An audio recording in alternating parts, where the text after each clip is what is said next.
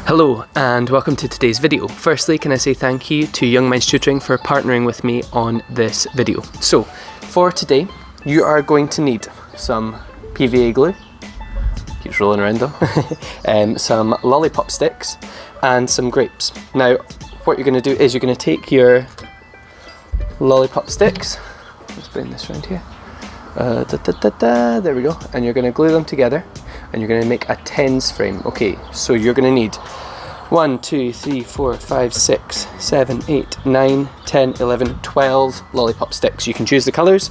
I got these, I think it's like 100 for £1 or so, and the glue was £1 as well, so we pull that to the side. Once you have your tens frame, let's pull that down to the middle there. We can now use this tens frame, and I've chosen grapes today because sometimes it's a bit fun to use food with our learning. So here we have some grapes. So you could ask your child, 1, 2, 3. I wonder what number this tens frame represents. Well, after enough practice you can just know that it's 3, or you can count them, 1, 2, 3. Let's try this number. I wonder what number is represented here.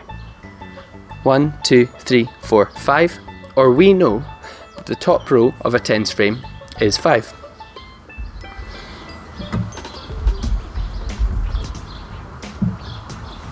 I wonder now what number is represented.